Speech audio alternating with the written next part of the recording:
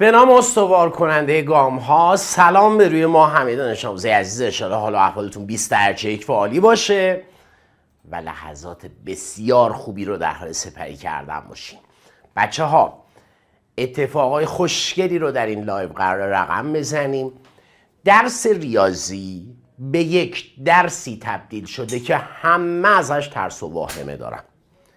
حالا چیکار باید بکنیم در تقابل با این درس که مچ این درس رو با قدرت بخوابونیم و یه درصد عالی در کنار یه نمره خوب تو جیبمون بذاریم که بتونیم توی پذیرش دانشگاه ازش به عنوان یک امتیاز استفاده کنیم. در واقع ما قراره فضا رو به سمتی ببریم که از ریاضی که همه اونو به عنوان یه درس عجیب و غریب کنار گذاشتن، از جهت اینکه بخواد اونا رو به رشته و دانشگاه مد نظرشون برسونه، یه پلی بسازیم، یک سکوی پرتابی بسازیم برای رسیدن به هدفمون. مگه میشه؟ صبر کنید بهتون بگم. ببینید عزیزان، ما دانش آموزای عجیب و غریب زیادی داشتیم، داوطلبای عجیب و غریب زیادی داشتیم که از فضای بسیار تاریک و بسیار ناامیدانه‌ای شروع کردن و با یه برنامه‌ریزی اصولی و راهبردی در کنار تدریس‌های نابی که بهشون ارائه دادیم و پیگیری که داشتیم، خودشونو به نقطه رسوندن که واقعا تحسین خود من رو در پی داشته اقداماتشون. یعنی شاید خود منم فکر نمی کردم دیگه انقدر بخوام بهتره کنن. نمونه میخوام بهتون بگم. ما همین امسال داوطلب 33 ساله‌ای داشتیم. خیلی مهمه. بعد از 15 سال پشت کنکور موندن، 15 سال پشت کنکور موندن، اومده یه مسیر عجیب و غریبه، واقعا شاید طاقت فرسا برای جوانای 18 ساله، برای جوانای 19 ساله رو طی کرده و امسال پزشکی قبول شده. چرا میگم طاقت فرسا؟ ببین، این که بخوای ایجاد سابقه تحصیلی کنی، معدل برای خودت ایجاد کنی، بعد کنکور شرکت کنی. خیلی جالبه، من پیامش رو امروز داشتم میدیدم، ریزکاری های عجیبی توی پیامش وجود داره که نشان از اینه که خواستن با برخواستن توانستنه. ببین، شاید بزرگترین فریبی که جوانای ما تحت تاثیرش قرار گرفتن همینی که گفتمه. خواستن توانستن است. روانشناسای زرد اومدن تحت عنوان قانون جذب فضا رو به سمتی بردن که جوانای ما تنبلبار بیان، فکر کنن اگر بشینن و بخوان قراره برسن، در صورتی که هیچ وقت این اتفاق نمیفته. خواستن توانستن نیست. خواستنی که با برخواستن همراه باشه منجر به توانستن میشه. حالا این برخواستنه چجوری اتفاق میفته؟ ما شما رو بلند میکنیم، دست در دست هم میدیم، کنار هم از نظر آموزشی، هم از نظر انگیزشی، روحیه‌ای، لحظه به لحظه طوری قدم برمیداریم که دست شما دیگه نیست. یه جاهایی مجبوریم بیاین و جالبه با شور و اشتیاق میاین، نه با اکراه. یعنی لحظه به لحظه، چون هدف داری، احساس قرابت به هدفت میکنی، داری میبینی که به هدفت داری نزدیکتر میشی، داری میبینی که امروزت مثل دیروزت نیست. واسه همون این روحیه، این انگیزه در وجود تقویت میشه. و میدونی که اگر با این متد پیش بری جلو، اون گنجی که در پی هستی رو بالاخره به دست میاری. من پیام این داوطلب رو بیارم. امسال اصلا تعداد قبولیامون انقدر زیاده که واقعا میتونیم ادعا کنیم مؤسسه هستیم که نرخ تبدیل رتبه هاش عجیب و غریب.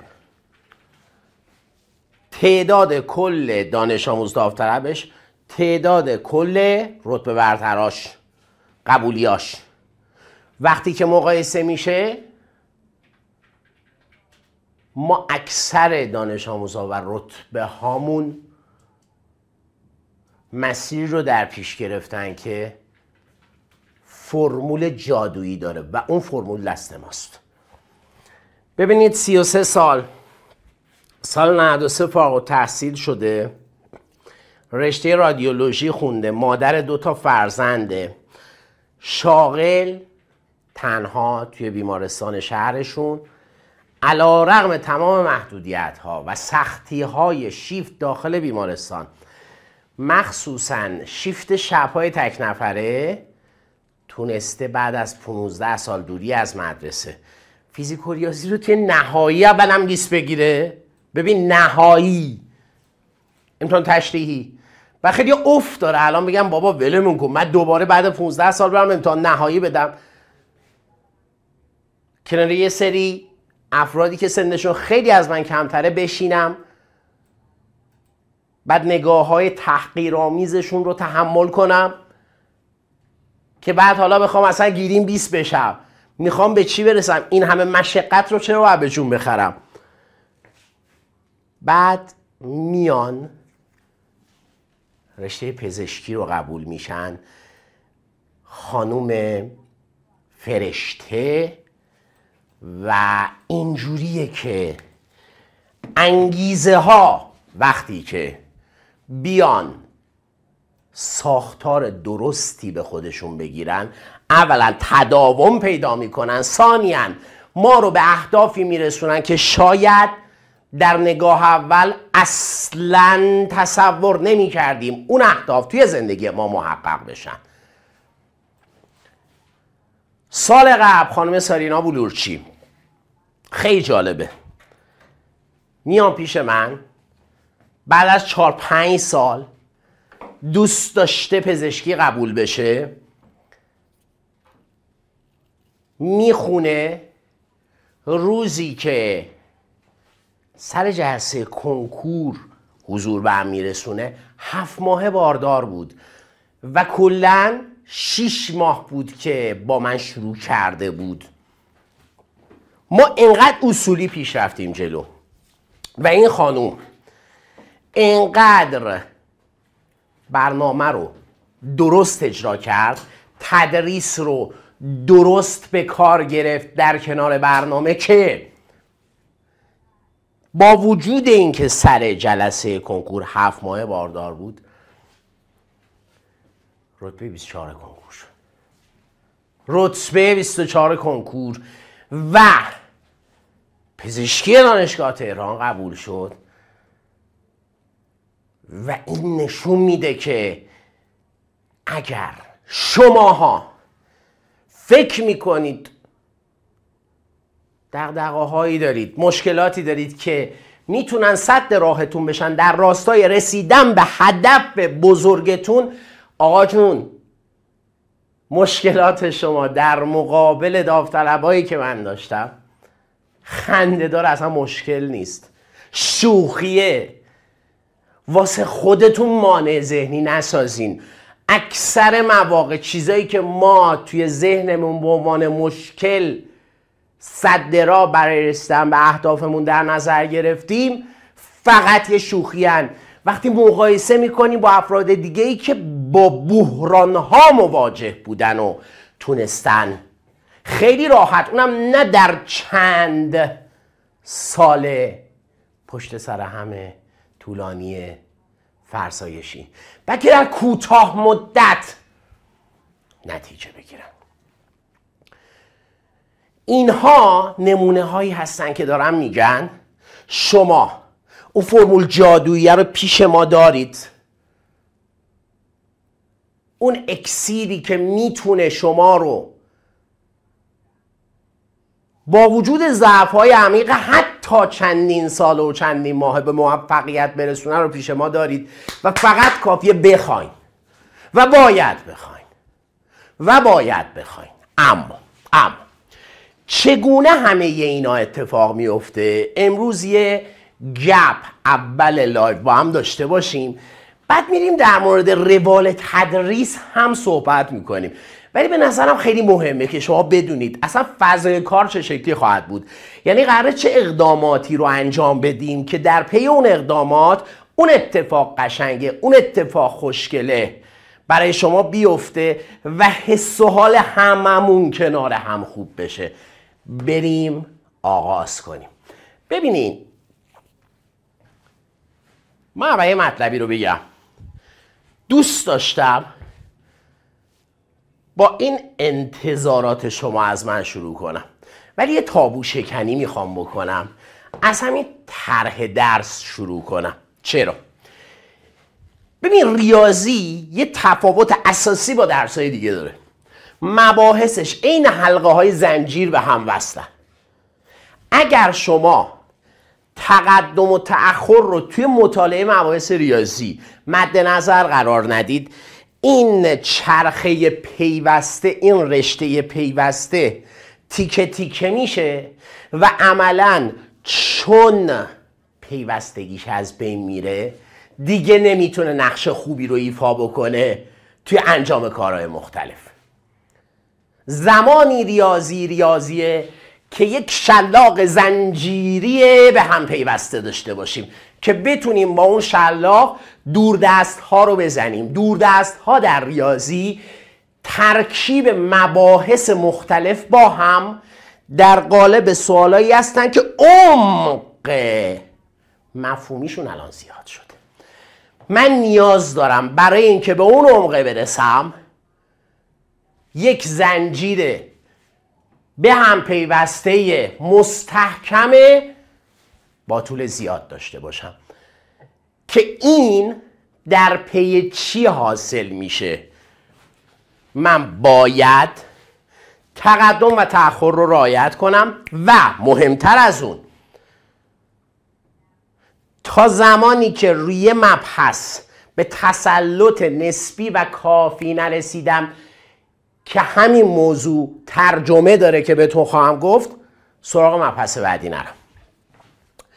معادله نامعادله قدر مطلق جزئی ریشه و توان دنباله تابع لگاریتم نمایی مثلثات حد و پیوستگی مشتق کاربرد مشتق هندسه آمار احتمال و مجموعه. البته رشته ریاضی ها تا اینجا تا کاربرد مشتق رو دارن و عملا این دوتا ویژه رشته تجربی است که البته رشته ریاضی ها مگه ببینن قول میدم بهشون 2-3 تا تست رو تو جیبشون میذارن. یعنی در لول بالایی درس میدیم، اصولی درس میدیم، به طوری که حتی تستای رشته ریاضی رو هم تو مباحث مشترک هندسه آمار و احتمال بتونید دست پا در بیارید. عزیزان دل، ما وقتی که اینا رو به ترتیب و هر کدوم رو کامل سر جاش خوندیم و روال تستنی اصولی رو در موردشون انجام دادیم، اون موقع این زنجیره آروم آروم درست داره ساخته میشه، طولش زیاد میشه، طولش زیاد میشه، طولش زیاد میشه. روز کنکور اون اتفاقی که گفتم محقق میشه، رخ میده. شما با این زنجیر هر تستی رو با هر داده‌ای، با هر خواسته‌ای، با هر دوز از میزان خلاقیت طراح در مسیر طرح سوال به سادگی به زانو در میارید و مجال خودنمایی به اون تست نمیدین. آقا داریم در مورد کنکورهای جدید صحبت میکنیم و بله در مورد کنکورهای جدید صحبت کنیم. اتفاقا در مورد درس ریاضی هم داریم صحبت میکنیم که چند ساله سخت‌ترین درس کنکوره.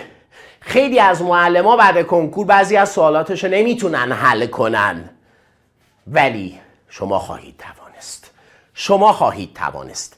انتظارات که شما از من دارید، شما در کسوت دانش آموز از من معلم یه سری انتظارایی داری، حقم داری، چالش های ذهنی داری. میگی آقا من کلاس هایی رفتم، مسیرهایی رو در پیش گرفتم، راهنمایی هایی برای من انجام شده که هیچ کدوم نتیجه در پی نداشته. شاید بعضیاش کار منو خرابترم کرده، وضعیت منو اسفناکترم کرده. چه کنم؟ عزیز جان، ما اینو باید بپذیریم. داوطلبی که قرار الان شروع کنه دیگه فرصت داوطلبی که از تابستون شروع کرده رو نداره. پس ما باید در قالب یک ریکاوری با شما پیش بیاییم جلو. قراره ببریم توی اتاق CPR، شما رو احیا کنیم، ریکاوریتون کنیم و طوری عمل کنیم که شما با یک مسیر متفاوت از مسیری که مرداد ماهیا شروع کردن خودتون رو به اونا برسونین و حتی اگر درست پیش برید جلو از اونا سبقت هم بگیرین. یه چیزی رو دقت کنین. فرض کنین مرداد مهر، اینو تعجب کنین.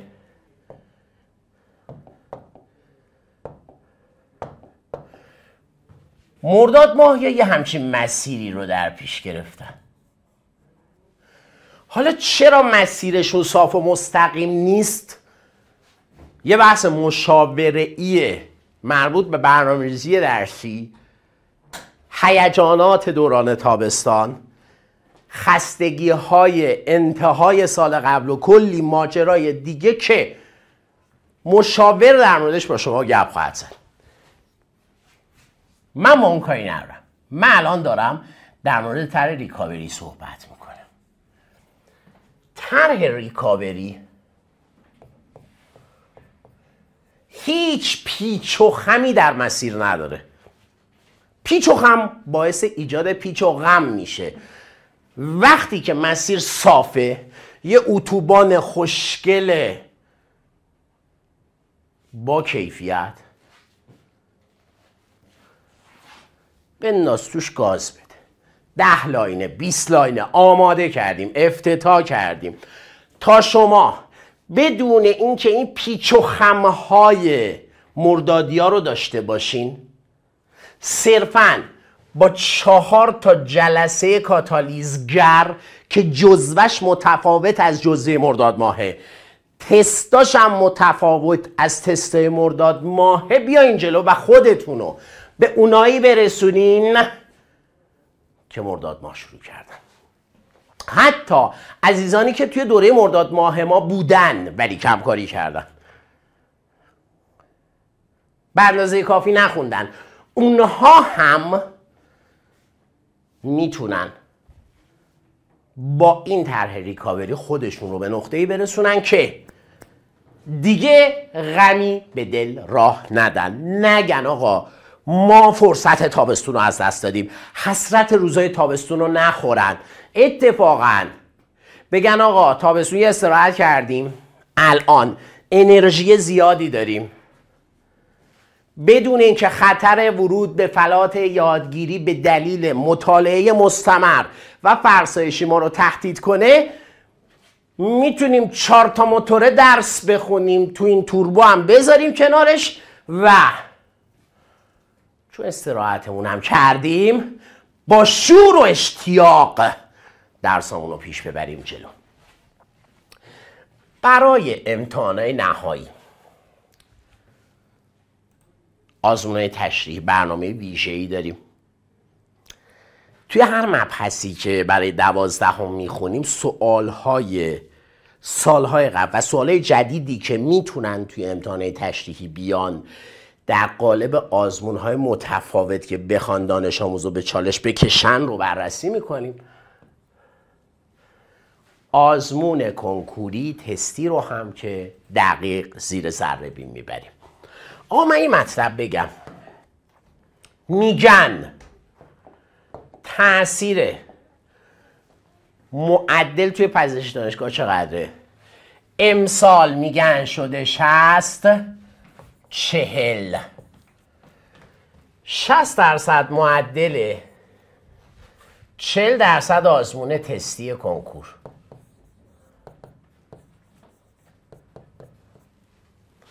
ولی این کاملا اشتباهه. چرا اشتباهه؟ من الان به شما بگم. خوب به من گوش کنید بچه. اولا توی همین کنکوری که گذشت بالاترین تراز معدل بوده 12,000 تقریبا. بالاترین تراز آزمون تستی کنکور بوده 15,000 تقریبا. حالا بحث پیش میاد وقتی که ما میخوایم اینا رو کنار هم بذاریم، در سالی که گذشت قرار بود تحصیل 50-50 باشه، 50% معدل 50% کنکور. وقتی که سقف تراز معدل خیلی پایین تر از سقف تراز کنکوره، ذاتاً اثر بخشی کنکور توی تراز نهایی شما تأثیرش طوریه که میبینید 60% عمل میکنه. یعنی در همین کنکوری که گذشت تأثیر آزمون تستی توی کنکور 50-50 نبود، 60-40 بود. به نفع کی؟ به نفع آزمون تستی. این یک. دو، من یه چیز دیگر رو هم میبینم. آقا شما امتحان نهایی داریم. توی امتحان نهایی سوالای جا خالی داری، صحیح غلط داری، درست نادرست داری. بگو. انتخاب از بین چند تا گزینه داری. زنده باد. تو این مدل سوالا مگه برای راه حلی که به جواب رسیدی نمره میدن؟ نه. از تو میخوام فقط جا خالی رو پر کنی، فقط بگی درسته یا غلطه، فقط گزینه صحیح رو انتخاب کنی. در تمام این مدل سوالا که همیشه 10 نمره از 20 نمره رو توی ریاضی، توی فیزیک شامل میشه، میتونید از روش‌های سریع تستنی برای رسیدن به جواب استفاده کنین و اونجاست که توی 10 تا نمره مونده زمان بیشتری میتونید بذارید تا مفصل تر بنویسید تا نمره کامل تری بگیرید.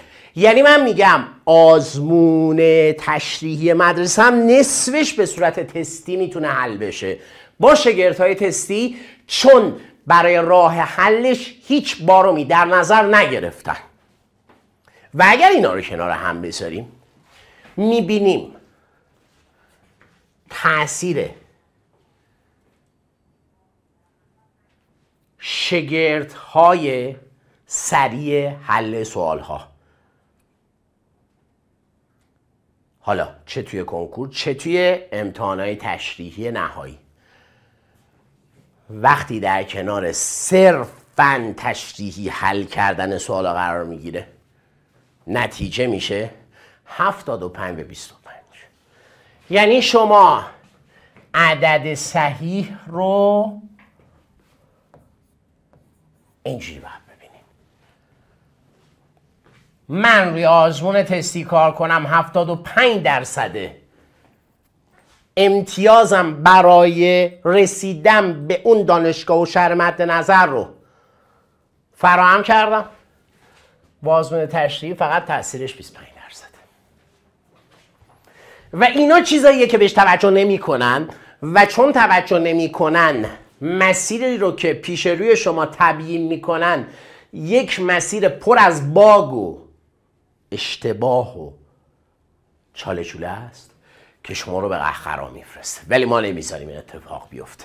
خب یه برنامه 150 روزه در اختیارتون میذاریم، 5 ماهه و عملا از ابتدای دوره تا انتهای دوره که توی 5 ماهه ببین آروم آروم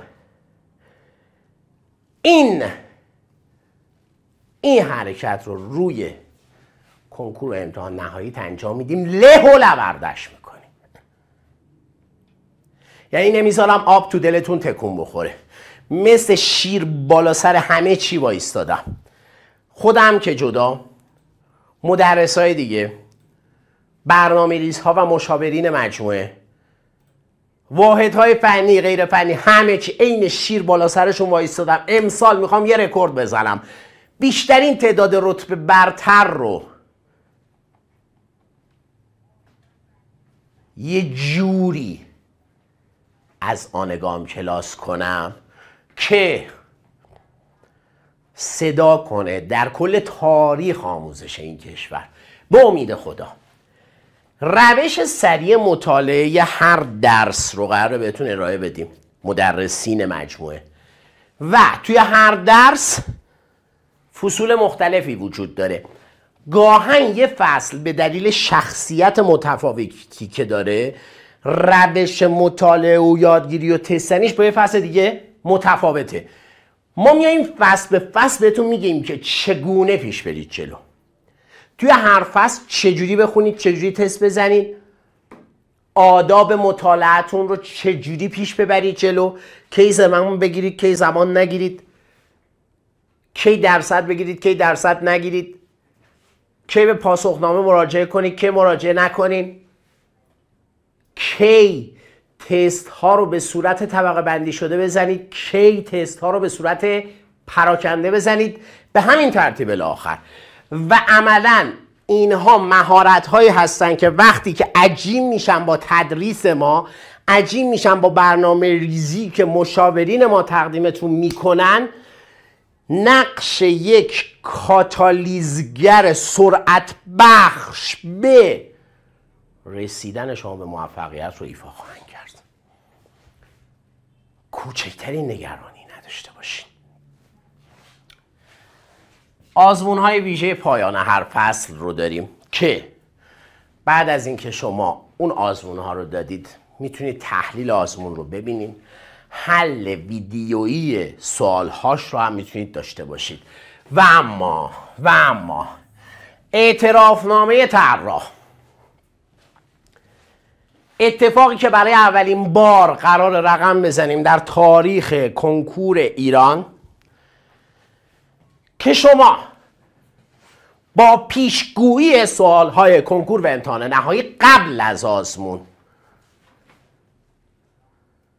پیشگویی نه پیش بینی، مواجه بشین و تبلور اونا رو سر جلسه حس کنین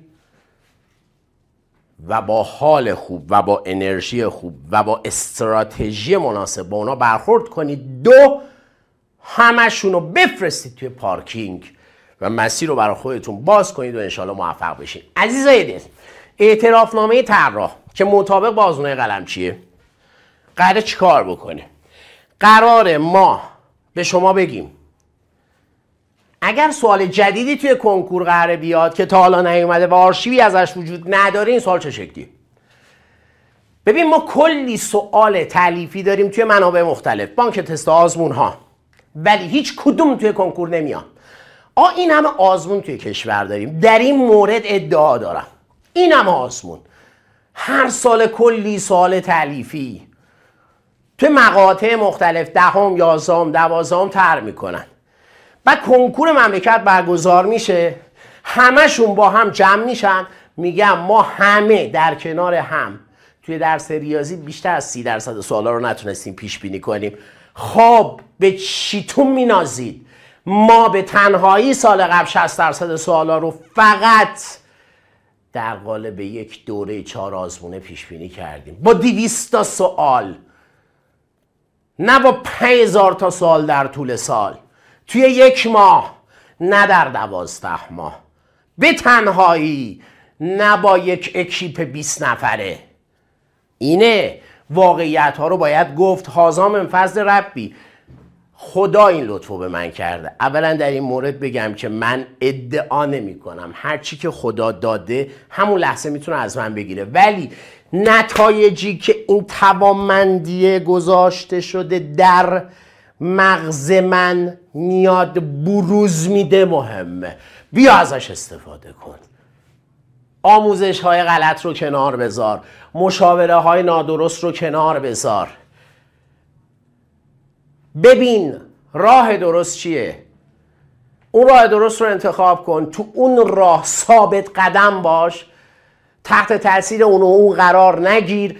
باور کن اتفاقایی میفته که خودت شگفت زده میشی، چطور که برای دانش آموزای قبلیمون افتاده. پس ما سوالای کنکور رو قبل کنکور به شما میدیم و اون موقع به خودمون میبالیم، نه اینکه بعد کنکور بیایم سوال جدید کنکوری اومده که ما تو جزوه نداشتیم بخوایم لاپوشونی کنیم. برای حل اون سوال جدید که تو جزوه قبل کنکور نداشتیم میایم یه روش میسازیم، با آب و تاب میایم اونو میگیم، بعد میگیم ببین چقدر خوب حل میشه. خب بنده خدا این روش چرا قبل کنکور وجود نداشت؟ ذهن دانش آموز رو فریب دادن میشه اینا. یعنی من به جای اینکه بیام پاسخگوی این باشم که چرا این تست جدید رو قبل کنکور تو جزوم نداشتم در قالب سوالای تعریفی که کلی باهاشون وقت دانش آموز رو گرفتم، انرژی دانش آموز رو هدر دادم، بیام بگم ببین این سوالی که اومده حلش این شکلیه. خب این شکلی هست، ولی نوشدارو بعد مرگ سهراب به چه درد من میخوره؟ تحت تاثیر قرار نگیر عزیز دلم. بریم جلوتر. این انتظارات شما از من. اما من یه سری انتظارات از شما دارم که در مقابل اون چیزیه که شما از من میخواین. شرط هایی که برای شما میذارم تا خواسته های شما محقق بشن. بابا جان، باید آزمون های دوره‌ای آزمایشی حضوری رو تو شرکت کنید، چون خیلی از دانش آموزا تو خونه امتحان میدن، اولا توی یک فضایی میشینن که اصلا شبیه سر جلسه نیست، شبیه اون نیمکت چوبی سفت آزاردهنده نیست، شبیه اون فضای پر سر و صدای با حضور مراقبی که یکی داره سرفه میکنه، یکی داره ناله میکنه، یکی داره عطسه میکنه، کولر خرابه، عرق کردم. ببین اون فضای باید قبل کنکور باید برات شبیه سازی بشه که اگه نشه نمیتونی اونجا مدیریتش کنی. این فقط فضای فیزیکی بود. حالا چیزای دیگه هم هست. ببین شما وقتی که سر جلسه آزمون حضوری نمیری، مدیریت آزمون رو به شکل واقعی انجام نمیدی. مدیریت آزمون مدیریت زمان هست، مدیریت انرژی هست، مدیریت استراب و استرس هست و خیلی چیزای دیگه. ببین بذار اینجوری بهت بگم، تکیه بر جای بزرگان نتوان زد به گزاف مگر اسباب بزرگی هم آماده کنی. تکیه بر جای رتبه برترهای کنکور هم نتوان زد به گزاف مگر اسباب رتبه برتر شدن رو از هر جهت به طور کامل آماده و مهیا کنین. وقتی میگم از هر جهت یعنی چی؟ یعنی رقابت سر جلسه کنکور فقط رقابت ثبات ها نیست. رقابت دقت ها هست، رقابت سرعت عمل ها هست، رقابت کنترل اضطراب و استرس سر جلسه کنکور هست، رقابت توزیع یک نواخت انرژی بین تست‌ها سر جلسه کنکور هست و اینا کنار هم جمع میشن و موفقیت شما رو رقم میزنن. شما فکر نکن تو خونه فقط بشینی درس بخونی موفق میشی. این فقط یه آیتمه. میری سر جلسه مثلا به عدد 1 میرسی، گزینه 1 رو میزنی غافل از این که عدد 1 مثلا توی گزینه 3 است. پس ببین اونی که این کارو کرده سواده رو داشته، یه جا دیگه ضربه خورده، بی‌دقتی کرده. حالا چجوری ما همه این آیتم ها رو تقویت کنیم؟ ببین اینم بگم، دقت، سرعت، دو تا کفه ترازو. اگه دقت بره بالا سرعت میاد پایین، اگه دقت بیاد پایین سرعت میره بالا. حالا چه توازنی بین اینا ایجاد کنیم که از هیچ کدوم ضربه نخوریم؟ بهتون یاد میدیم. شما از مشاورای کنکور بپرس، بگین آقا فلات یادگیری. شاید 80% تعریف فلات یادگیری رو هم نتونن به شکل درست به شما بگن. حالا دانش آموز با ورود به فلات یادگیری مثلا توی درس ریاضی من چه بلایی سرش میاد؟ اتفاقای خیلی بدی براش میفته بچه‌ها، خیلی بد. بین 15 الی 40 روز ذهن هنگه. حالا چه کنیم که این اتفاق براش نیفته؟ با چه مدلی باید دانش آموز من درس ریاضی رو بخونه که خواسته تو درس ریاضی وارد فلات یادگیری نشه؟ یا حالا اگر نزدیک شد یا شد چجوری اونو خارج کنیم؟ راهکاری ندارن، چون کارو باید به کاردون سپرد. بیا اینجا، من ازت انتظار دارم تکالیف رو به صورت هفتگی برای من ارسال کنی. روی دریافت تکالیف توی پنلت خیلی حساسم و گیر خواهم داد بهت. اگر انجام ندی باهات برخورد میکنم، برخورد بدی هم خواهم کرد. یعنی ببین ما یه سری موشک هایی داریم توی گام کلاس، حرفه‌ای هایپرسونیک، توی حیات مجموعه چیدیم، لانچشون کردیم، قشنگ فرود میان مستقیم توی لپتاپتون. شما که کنارش هستین دیگه خدا بیامرز. تعارف باهاتون نداریم.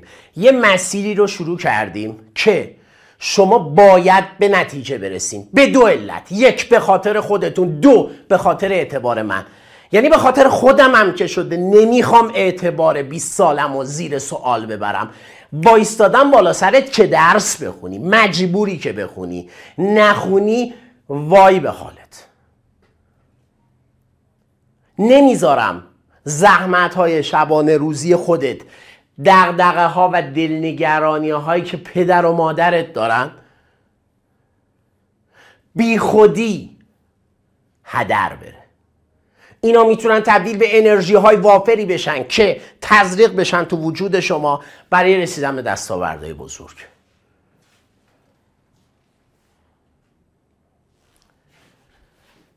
آنلاین ببینیم یا آفلاین؟ کامل بهتون خواهیم گفت.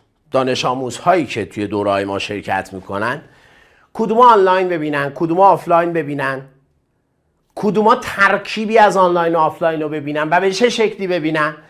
خلاصه نویسی توی جزوه ندارید، تکمیل نویسی دارید. این موضوع توی جزوه خامی که باید درست ازش استفاده بشه باید انجام بشه که بهتون خواهیم گفت چه مدلی ازش بهره ببرید. در ضمن رو بهتون بگم که خیلی از دانش آموزا جزوه رو قبل کلاس پرینت میگیرن. در حین کلاس که من تدریس میکنم مشغول نوشتن جزوه میشم. ما جزوه پر شده رو توی پنلتون میذاریم. این نوشتن عملا وقت شما رو تلف میکنه، انرژی شما رو هدر میده. تمرکز 100% که میتونید روی مفاهیم و تکنیک های تدریس شده تو کلاس داشته باشید رو پایین میاره، بازدهی شما رو کاهش میده. و اینه که میگم دانش آموز وقتی میگم سر کلاس فلان چیزو بذار کنار، فلان کارو نکن، خیلی ها میگید آقا مگه از پشت دوربین داری ما رو میبینی؟ حسب تجربه‌ایه که داشتم. دانش آموزهایی که نتیجه نگرفتن، اشتباهات که مرتکب شدن، اومدن به من گفتن چیا بوده و من میدانم که شما نباید راه شکست خورده ای رو در پیش بگیرید که قبلی ها در پیش گرفتن که خدایی نکرده شما هم شکست بخورید. واسه همونه که ای تذکر میدم. شرکت منظم تو آزمون‌های کلاسی هم که یه موضوع بسیار مهمه. ذاتاً سوالای کنکور رو قبل کنکور بهتون میدیم. از این استفاده نکنین خودتون آسیب خواهید دید. و اما وقتی صحبت از تطابق در کنکور میشه، یه موقع زورچپونی توی تطابق زنی داریم. یعنی چی؟ یعنی یه معلم میاد به زور یه تست خودش رو که هیچ ربطی به تست کنکور نداره و شاید فقط تو ظاهرش یه سری چیزا شبیه همن رو به عنوان تطابق اعلام میکنه. یه موقع از نقطه زنی داریم، یعنی خود سوال کنکور رو پیش بینی میکنیم. یه چیزی بهتون بگم، ما تو هر چیزی، تو همین صنعت مثلا چی بگیم، لپتاپ، 2 تا مدل یا چند تا مدل داریم، ظاهر همه اینا شبیه همه ولی همه میگم برند فلان. خب ظاهرها که شبیه همه، چرا برند فلان؟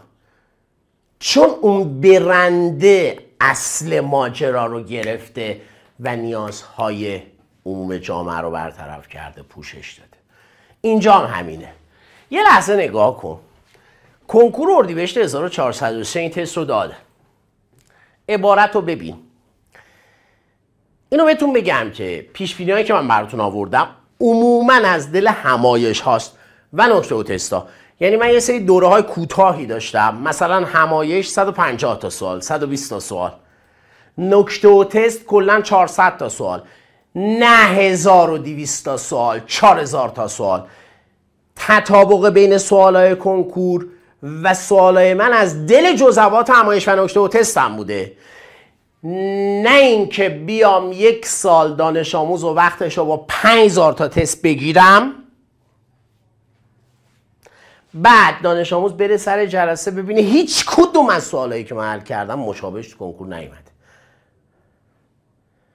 این خیلی مهمه. چه تعداد تست گفتیم و اون تستایی که اومده داستانش چی بوده. اینجا رو نگاه کن.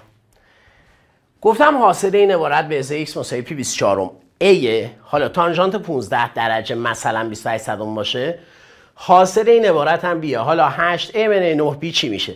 جالبه بچه‌ها، خوب نگاه کنید. این تیکه دومه، این تیکه دومه شده سوال کنکور. یعنی طراح کنکور اومده یک بخشی از سوال منو برداشته کرده سوال خودش، یه پارت از سوال منو برداشته کرده سوال خودش. این میشه نقطه زنی، این میشه تطابق، نه اون چیزی که به عنوان تطابق میگن. دوباره سوال بعدی رو ببین. به ازای چند مقدار سریع m، یه تابع هموگرافیک mx به اضافه 2 به روی x به 1 به اضافه m، این mx به اضافه 3 به روی 2x به اضافه m منه 1 روی بازه x های بزرگتر از 1 مال من روی بازه x های کوچکتر از 1 نزولیه. من مجموع اعداد صحیح و قابل قبول m رو خواستم، این تعداد اعداد صحیح و قابل قبول m رو خواسته و عملاً خوب نگاه کنی، خود این توی کنکور اومده، خودش نه شبیهش. عرض کردم خودش نه شبیهش. این میشه نقطه زنی. نگاه کن، خیلی جالبه. ما توی کنکور اردیبهشت یک سوال برای مبحث احتمال 12، میدونید احتمال 12 قانون احتمال کله، توی همایش پیش بینی کردیم که خودش توی کنکور اومد. حالا چه جوریه که آقا خود این سوال اینن توی کنکور میاد؟ بذارید یه تقلبی بهتون بدم. این که من سوالای همایش رو چه جوری آماده میکنم، تالیف میکنم، خودش یه بحث بسیار پیچیده است.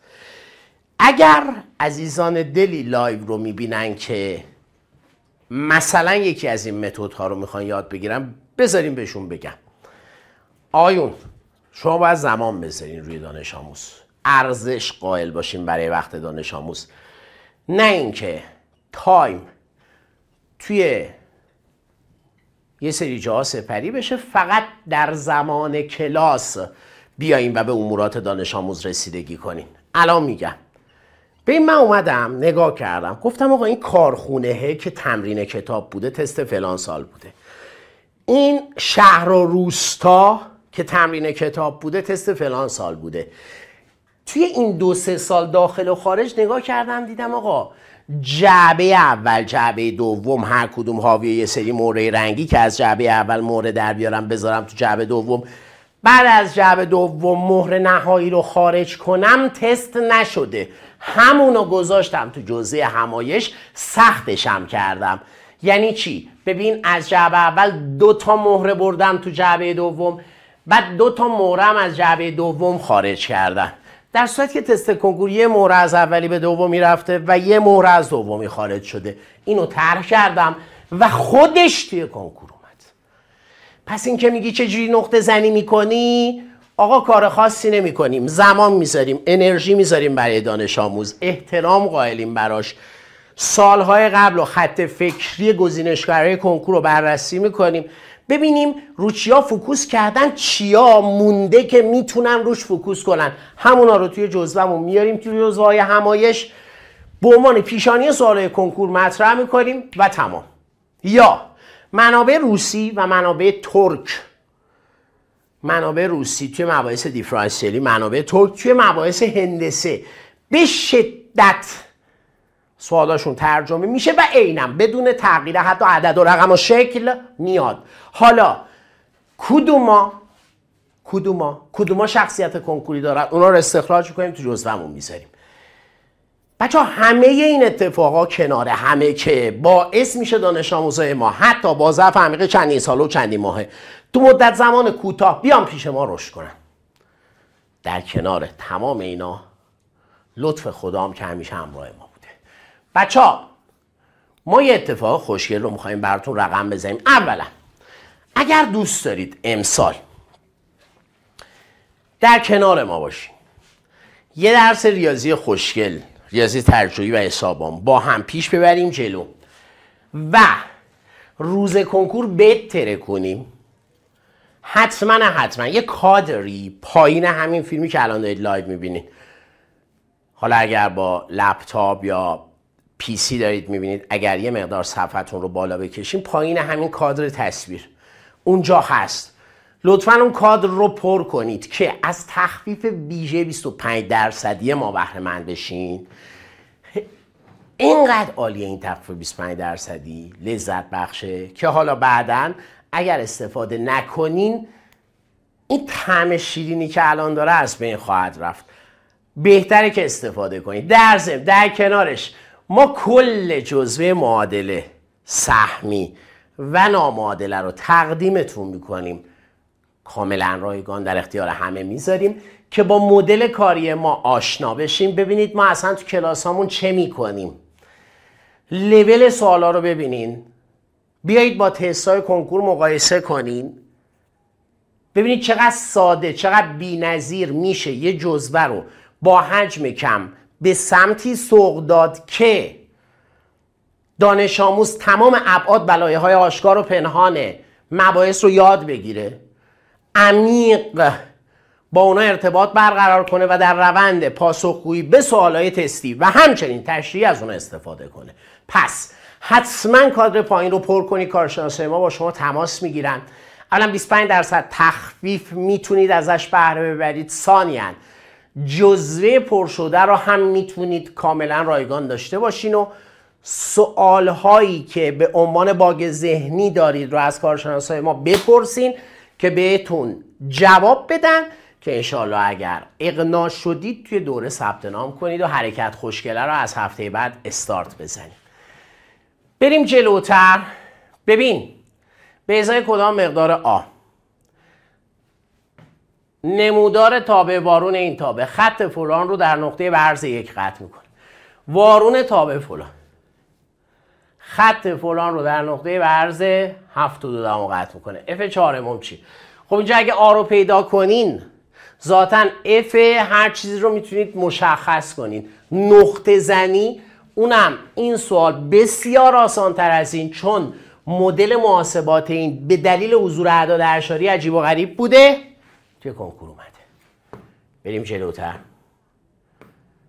بریم بابا جان اینو نگاه کن. این سوالی که توی جزء هر معلمی هست، ولی اینش مهمه. خب اینش مهمه که در این سوالی که به عنوان تک سوال همایش اومده، چرا ما سراغ تابع نمایی رفتیم، سراغ لگاریتمی نرفتیم و چرا فوکوس کردیم روی مجهولای پارامتری؟ این مهمه. یا مثلا شما مقایسه کنید، ببین یه تابعیه که فکر کنم آیهان 4 ساله منم اینقدر کنار من بوده که الان بتونه رسمش کنه. گفته دروازه آ تابع اکیداً نزولی آی به اضافه بی چیه. حالا تابع منو ببین، یه نفر بخواد اینو رسم کنه در مقایسه با این، خب این شوخیه دیگه. اینو میاد رسم میکنه. باز گفتم دروازه آ تابع اکیداً نزولی بی منهای آ رو خواستم. ببین وقتی میگم نقطه زنی یعنی چی؟ یعنی همین دیگه. یعنی چی؟ یعنی همین دیگه. بعد جالبه، حالا چون میخوایم تدریس هم داشته باشیم یه چیزی رو بهتون بگم. ما توی تیر ماه اردیبهشت بود اومدیم صحبت از 3 دستگی کردیم توی قانون احتمال کل، ماشینای آ1 آ2 آ3. حالا این ماشینا یه کوچولو طراح خواسته مثلا خلاقیت نشون بده، به جای ماشین شده دانشگاه آوبیوسی. دقت کنید که توی اردیبهشت توی همایشمون چی رو پیش بینی کرده بودیم؟ اون دوتا جعبه حاوی مهرهای رنگی، اینجا 3 دستگاه 3 ماشین، اونجا اون اومد، اینجا این اومد. این مهمه، این مهمه، اینه که ماجرا رو خوشگل میکنه. یا این تیپ از سوالا رو ببینید توی بحث دنباله ها. 6 تا آ2 به توان 2 میشه 5 تا آ3آ به اضافه 3 تا آ2آ. حالا این تیپ سوالا رو من برای اولین بار توی جزوه‌ام آوردم و چیزی که تا حالا توی کنکور نیومده بوده، بعد از اینکه من تدریس کردم و تمام ابعاد و لایه‌هاش رو بررسی کردم شده تست. ببین وقتی میگم تمام ابعاد و لایه‌ها یعنی سوال اصلی رو حل کردم، پایینش پرسش اضافه‌ای پرسیدم در مورد زوایای دیگه همون سوال، به طوری که هر چی بدن دست طراح بسته است، خارج از این فضا نیست. یا سوال هایی که ما تاکید کردیم، این باز پرید. خب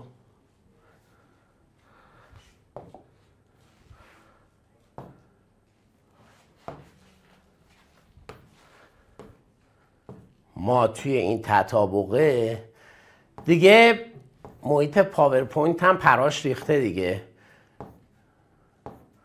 میگه آقا دیگه بس، این همه مگه میشه؟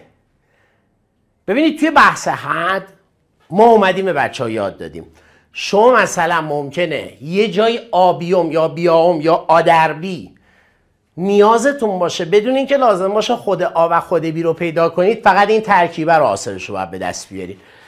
و عیناً چیزی که گفتیم توی کنکور اومد، اینه که قشنگه، اینه که مهمه.